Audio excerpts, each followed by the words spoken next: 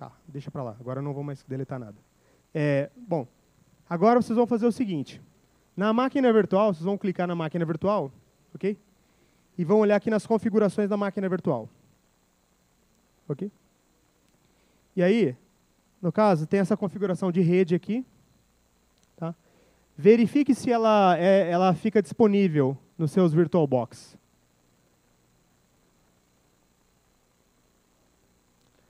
Aqui você clica na máquina virtual. Okay? Clique em configurações da máquina virtual. E aí tem aqui uma abinha, um ícone aqui, rede. Ok? A máquina virtual ela tem várias interfaces de rede. Aí você vai ter uma interface de rede, você gostaria de colocar em modo bridge. Tá? E aí, se você quiser acessar a internet pela máquina virtual, mantenha essa NAT. Tá? Pega o segundo adaptador e coloca ela em modo bridge. Se for possível. Né? Isso, e vai aparecer o nome da placa, né? A interface, ETH0, por exemplo. Tá? Só. O modo bridge que eu tô pedindo para vocês colocarem é o seguinte, tá?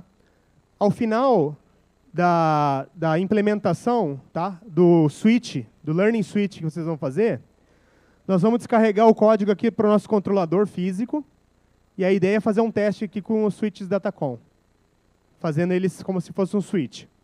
Ok? Beleza. Era só essa configuração. Agora vamos bootar ela. Vamos iniciar ela.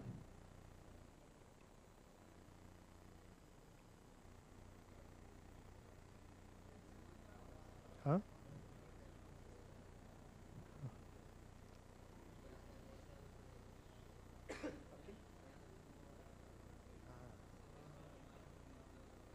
Ela que está dando conflito? Vou apagar ela. Qual que é o usuário e a senha? OpenFlow. Tá, moçada. Se vocês botarem a máquina virtual, ela vai provavelmente aparecer assim, tá? E o usuário é OpenFlow e a senha é OpenFlow. A deles provavelmente vocês não vão aparecer aqui, vocês vão ter uma interface gráfica, tá? Eu vou tentar resolver o problema aqui para ficar sincronizado com vocês. Só um momentinho.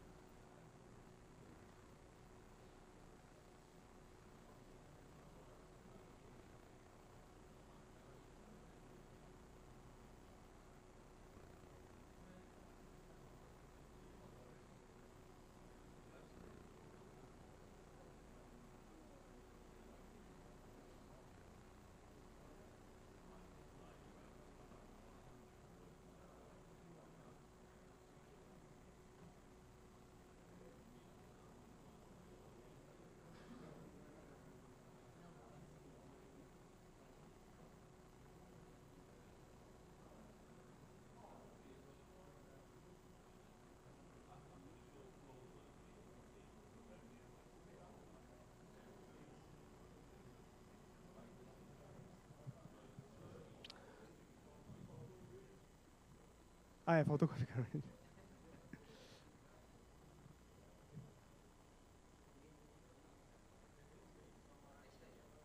Joia.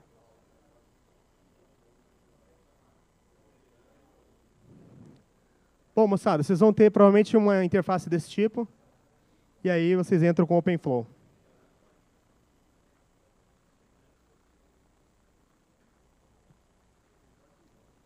Ok. Esse é um desktop mais leve possível, tá? Para não ficar muito pesada a máquina virtual. Ok? Bom, agora eu vou só mostrar assim, o básico. O POC está aqui, né? Mas a Mininet também está. Você navega aqui? Tipo, liga o POC e liga o Mininet, só para mostrar. Aí depois depois a gente passa para a parte de programação, aquelas slides.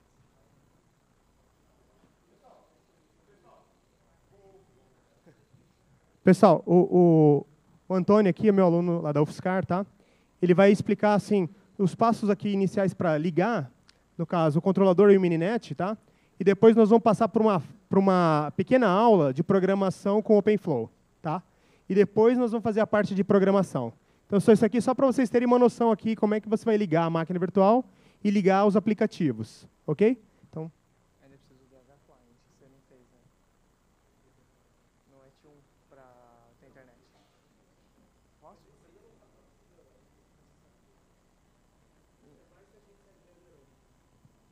Eles vão... eu vou. Bom, depois a gente vai então. Boa tarde. Eu vou mostrar aqui a gente iniciar só o POX, só mostrar uma aplicação qualquer rodando, só para vocês se acostumarem um pouquinho com o ambiente. Então, eu vou primeiro iniciar aqui o terminal, e eu vou dar CD na pasta que está o POX. Ele deve estar nessa pasta aqui mesmo, então CD POX. E agora, se vocês derem ls, vocês podem ver aqui os arquivos do POX. O arquivo principal é esse pox.py, que é o que vocês vão usar para rodar o controlador. Então, vamos rodar um controlador qualquer. Python ou ponto barra agora tanto faz, pode ser Python ou ponto barra POX, mas você executa o arquivo, e aí, por parâmetro, vocês podem passar algum parâmetro do próprio POX, tem alguns possíveis, mas acho que vocês não vão precisar de nenhum, ou tá difícil de enxergar? Acho que...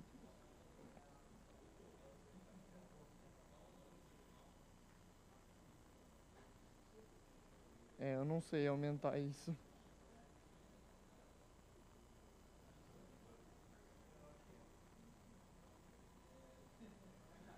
F11.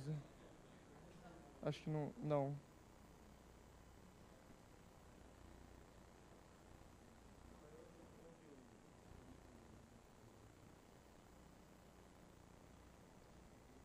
Terminal?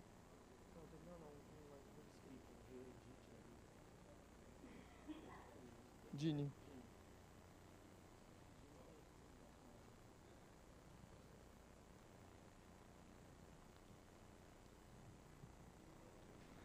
Eu vou escrever no Gini, então, que é a ideia que a gente usa. Aí, só para vocês verem os comandos, vou deixar maior aqui.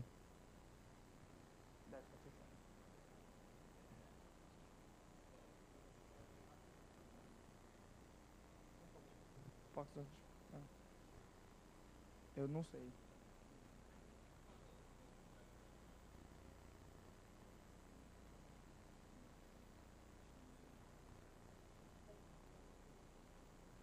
Tá. Bom, vocês vão dar Python, pox.py. E aí, vocês vão passar qual controlador vocês querem rodar. A questão tem um controlador muito útil que vocês vão querer usar, que ele simplesmente faz um log. Ele carrega o log dos eventos que está acontecendo para vocês poderem acompanhar melhor. Que é esse aqui, ó, samples. É uma pasta que tem alguns controladores. Aí vocês põem a pasta, ponto, o nome do controlador. O nome desse controlador é pretty_log. Então, esse comando aqui, ele vai rodar o controlador samples pretty_log. Se vocês quiserem rodar algum outro controlador junto, vocês vão lá, espaço, e põem outro controlador aqui. Por enquanto, vamos colocar forward, ponto, L2, underline, learning. É um controlador simples que transforma o seu switch num switch.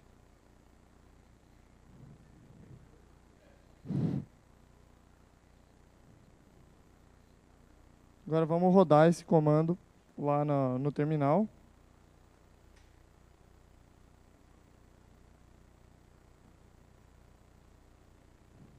Eu não estou na pasta certa. E esse é o É o POX rodando. Ele está listening for connections, mas ele não achou ninguém, porque, veja bem, não tem nenhum controlador, aliás, não tem nenhum switch ligado no controlador ainda. Então, vamos iniciar. A gente precisa criar uma topologia no Mininet agora, para o controlador poder controlar. Para o Mininet, você precisa ser root, então eu vou usar o sudo. Sudo. sudo. Aliás, melhor eu colocar isso no DIN. Vou colocar, sudo, mn, -- topo. Agora eu especifico a topologia. Então, vou colocar uma topologia de um switch só. Single, 2, ou seja, tem 2 hosts ligados em um switch. -- controller, para especificar qual controlador, e eu vou colocar remote. Isso significa que ele vai tentar ligar o switch no IP local aqui. Agora, vamos tentar rodar isso aqui. Se eu não errei nada,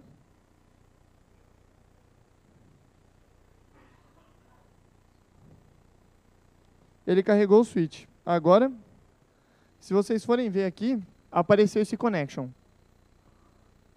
Se vocês conseguirem enxergar aí, apareceu esse connection.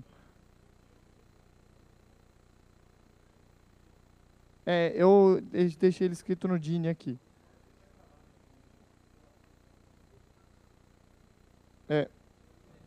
Tá aqui. Sudo, espaço mn, espaço -- topo. Eu não sei das... single, 2. -- controller. Remote. Remote.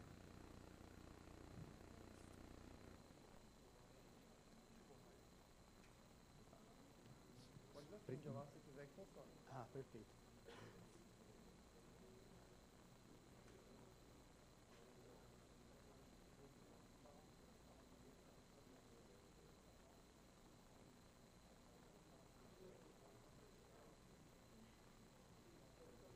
Bom, moçada, deixa eu explicar o que aconteceu aqui, tá? Desse lado aqui, ó, está rodando o controlador POX, tá? Vocês executaram ele com o comando python pox.py, tá? É o controlador POX. E o controlador POX, ele trabalha com vários tipos de módulos, tá? E esses vários tipos de módulos, você pode cascatear esses módulos. Você pode usar mais de um módulo. Por exemplo, se eu quero só a função de switching, tá? Learning L2 switching, eu vou lá e coloco esse módulo. Se eu quiser uma outra funcionalidade de módulo, você pode carregar. No caso, nesse comando, a gente carregou 2 funcionalidades. Uma funcionalidade para ficar fazendo log do OpenFlow aqui nessa janela do POX. Ok? E a outra funcionalidade foi que a gente iniciou um Learning Switch. Ou seja, é um switch normal que aprende os endereços MAC, só que a gente está programando ele no OpenFlow. Tá? Então, o controlador está rodando desse lado aqui. Desse outro lado aqui, com essa linha de comando do Mininet, o que nós temos é o seguinte: o Mininet ele vai criar um ambiente virtual contendo switches virtuais e mais hosts virtuais. Esse ambiente virtual, então, foi iniciado por esse comando aqui. No caso, esse parâmetro, topo, indica qual topologia, e ele tem alguns tipos de topologia. O Mininet, por exemplo, ele tem uma topologia linear, onde ele coloca vários switches um atrás do outro.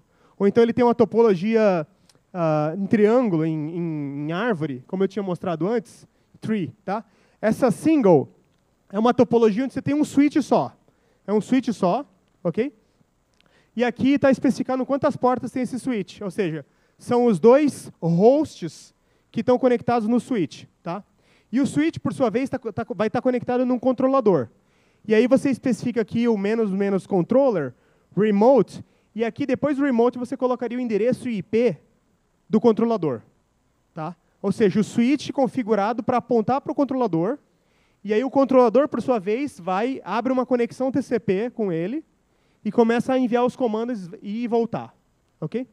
Quando ele iniciou a topologia, os switches que estão na topologia, eles já têm OpenFlow, que é esse switch aqui, único com 2 portas, ele tem OpenFlow.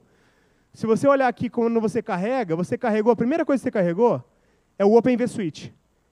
É o switch da Nicira, que é um switch que é OpenFlow. Tá? Depois adicionou o controlador, criou a rede, criou hosts, tem o H2 e o H3, criou os links, que são, no caso tem um switch só, é o switch 1. O switch 1 está ligado no host 2 e o switch 1 está ligado no host 3.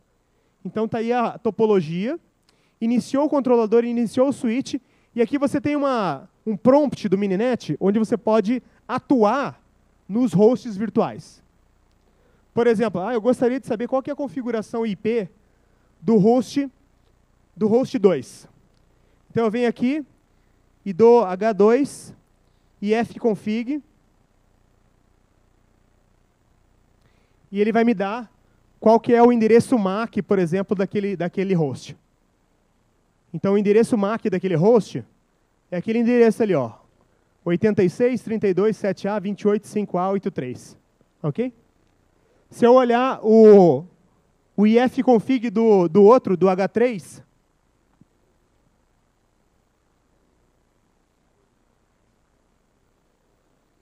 eu vou ter um outro endereço MAC.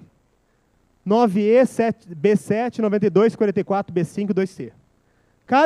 Cada host virtual tem o seu MAC. Tá? No caso, a gente não tem nenhum endereço IP, aliás, tem um endereço IP associado 10.002, 10.003, mas a gente não está fazendo nenhum roteamento nem nada. É só um switch burro. E se eu fizer ping entre eles, tá? Eu posso fazer um ping entre eles, dando um H2, ping, H3.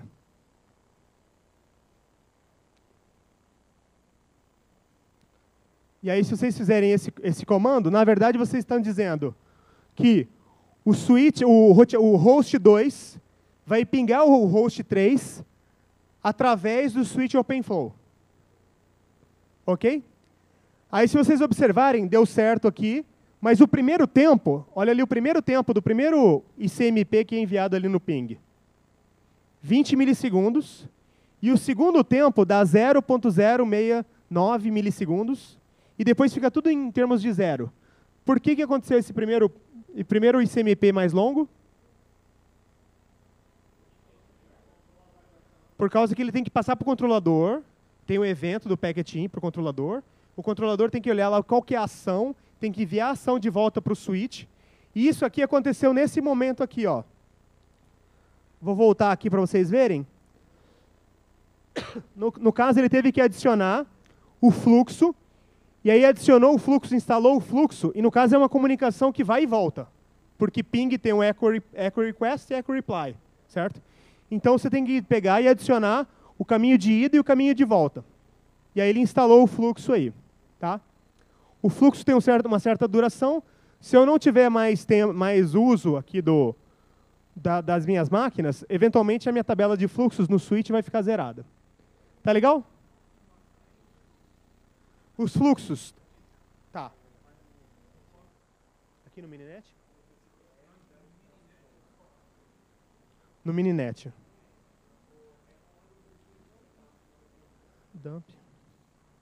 Dump traz flows. Moçada, olha só. E como é que eu faço para ver a tabela de fluxos? Como é?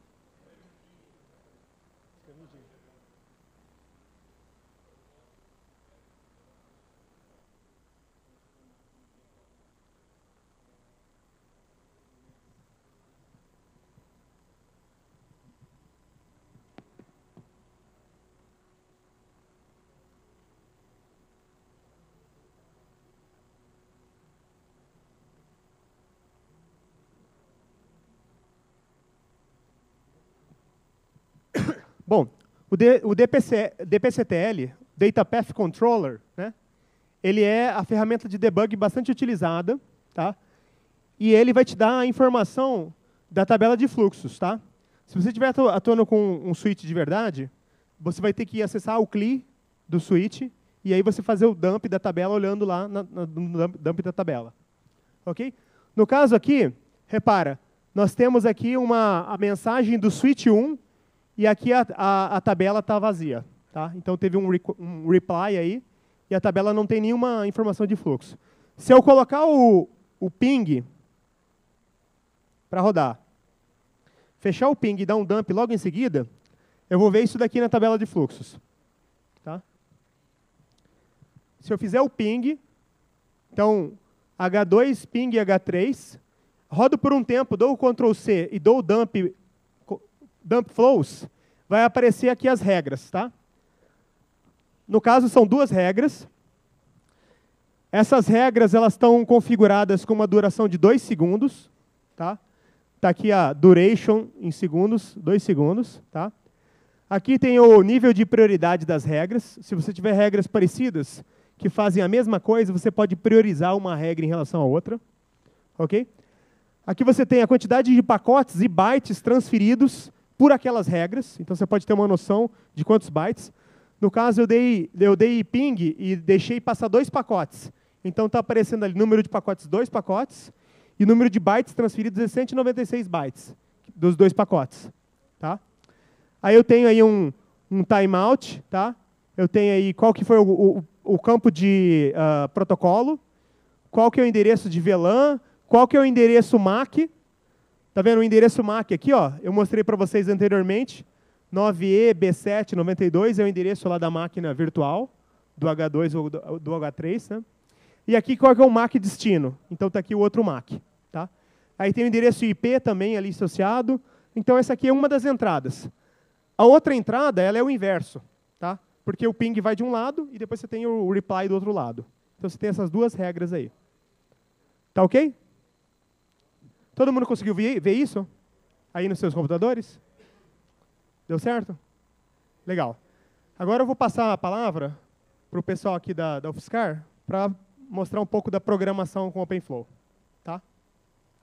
Essa parte pode ser um pouco dry, um pouco seca, mas é importante, entendeu? Para ter uma noção. A gente só vai fazer uma coisa pequena, tá? É um switch, mas é importante, tá? A gente participa, todo mundo participe. Tá. Deixa eu só mostrar para eles antes, ele pingando e aí eu mato o controlador. Deixa eu só mostrar uma coisa interessante, só para provar que está funcionando. Eu vou deixar pingando aqui. Ele está pingando de boa. Vou matar meu controlador.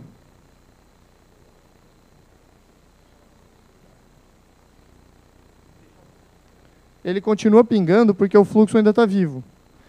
Lembra que o que o professor falou, que o fluxo tem um tempo que ele fica vivo enquanto você ainda estiver pingando. Agora eu parei de pingar, estou esperando um tempo, eu não lembro quanto tempo que ele fica vivo. Então agora eu vou pingar de novo. E ele não pinga mais, porque o meu controlador está desligado. Se eu ligo o controlador de novo, ele deveria pingar. Agora ele pinga. Certo, agora vamos para a parte de programação.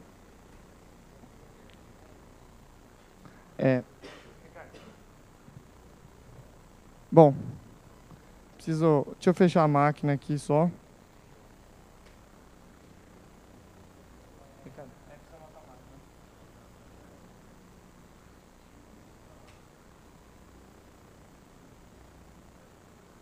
Só matar a máquina. A apresentação está na computador também, né? Entra pro box. Não sei, tá no HD. Isso mesmo.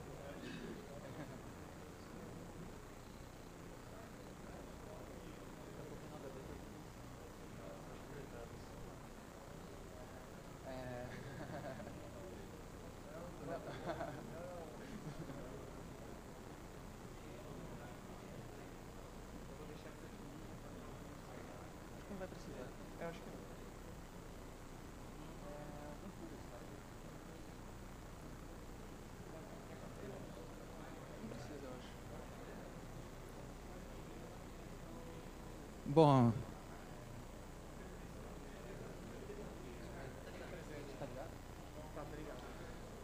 bom, agora a gente começa um pouco a entrar nos detalhes mais práticos de implementação. Acho que não está pegando. Acho que agora a gente começa a entrar nos detalhes mais práticos de implementação e... Não está pegando, tá? Acho que eu estou falando muito longe. Um pouco mais perto. Assim, bem próximo. Desculpa, eu não estou acostumado a apresentar com o microfone. Mas, bom, agora a gente vai entrar em detalhes mais práticos e o controlador escolhido foi o POX. O POX, ele depende de alguma pré-noção da linguagem Python. Então, a gente vai fazer uma pequena apresentação dos detalhes mais importantes de Python. Quem aqui já programou em Python antes?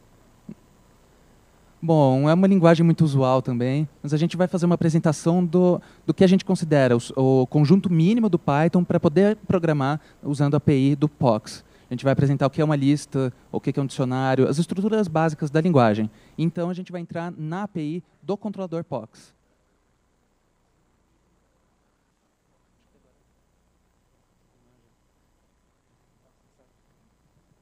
Esse é o Ricardo, a propósito.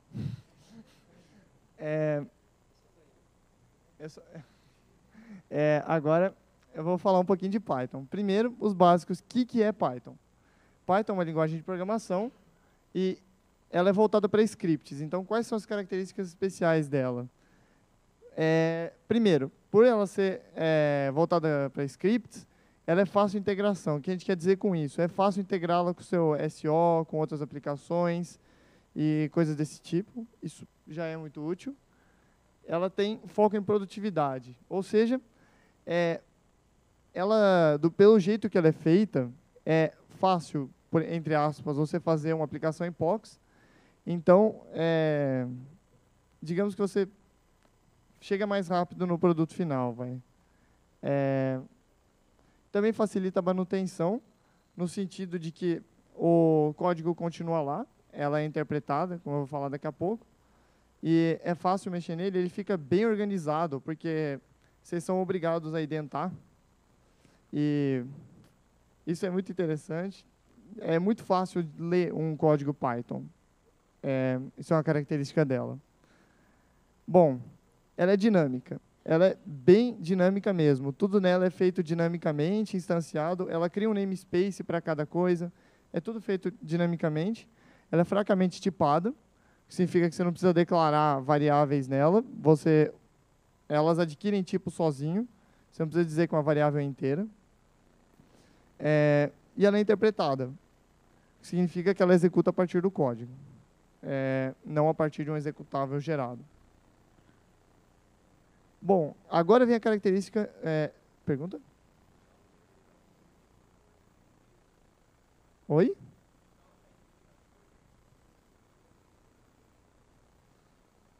Eu vou falar agora da indentação. A indentação em Python é a parte mais importante, é o que diferencia ela de quase qualquer outra linguagem. Enquanto na maioria das linguagens você tem que definir o escopo usando chaves, por exemplo, em C, você põe if a menor que 3, abre chaves, aí você faz alguma coisa, fecha chaves. Em Python, você não usa essas chaves. Você pega e deixa essas coisas identadas. O que tiver dentro do if vai estar identado à direita. Então, você põe, por exemplo, você dá 2 espaços dentro do seu if e usa os comandos lá. Tudo que tiver 2 espaços ali, significa que está dentro do if. Se, de repente, vir alguma coisa fora, que não está com os 2 espaços, está na mesma linha do if, acabou o if. Então, isso é parte da sintaxe dela. Não fazer isso gera erro sintático. Aliás, gera erro léxico, o que não faz sentido, mas é coisa de Python. E isso ajuda a deixar o documento mais organizado. Mas é meio chato de se acostumar no começo, mas ajuda. Passo para o próximo. Agora, vou falar algumas estruturas básicas que é bem comum usar em programação e que é mais comum ainda usar em Python. Por exemplo, lista. A lista, de valores, você usa como se fosse vetor aqui. Você cria uma lista, ela tem isso aí. 1, 2, 1, 2, 3, 5, 8, 13. Aquilo é uma lista. Você pega estrutura dinâmica, ou seja, você pode colocar ali ponteiros ali dentro. Você não precisa colocar números, não precisa colocar estruturas básicas. Elas são encadeadas, as estruturas. E você pode pôr o que quiser ali, e inclusive outras listas. Bom, você insere geralmente por posição. Ou você dá um append, que eu vou falar mais para frente, ou você pega e fala, lista na posição 3 recebe tanto, como se fosse um vetor mesmo. Pode ir para o próximo. A busca, você pode ou falar, eu quero retornar o elemento que está no valor 2, ou eu quero ver se tal elemento está na lista. Que você usa diretrizes diferentes para fazer cada um deles. A remoção, você dá del num elemento da posição tal, ou você pega a posição do elemento da busca e deleta aquela. Simples também.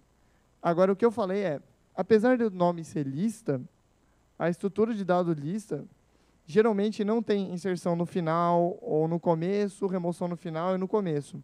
Mas ela tem. Por isso, ela também poderia ser considerado um DEQ, um Double Edged Quill, que seria meio que ela é uma lista, uma pilha e uma fila. Agora, falar um pouquinho de dicionário. Dicionário é uma estrutura do tipo chave e valor. Obrigado. O que isso quer dizer? Isso significa que ela funciona meio como se fosse uma tabela hash. Você pega e você quer inserir, por exemplo, o valor azul, eu posso pôr na chave cell. Ou você quer colocar o valor vermelho, você pode pôr na chave tijolo. Ou você pode botar a segunda divisão no Palmeiras. Também é possível em Python. E para você recuperar um valor, aliás, põe para o próximo. Ela é estrutura, também é dinâmica, e os elementos também são dinâmicos. Então, você pode colocar ponteiros aí dentro, colocar classes, objetos, pode colocar listas aí dentro, dicionários aí dentro. A inserção é chave-valor. Ou seja, você pega o dicionário D, por exemplo, D, põe entre colchetes a chave, recebe o valor. A busca, ela é por chave. Ou seja, você tem como dizer quais são as chaves, etc.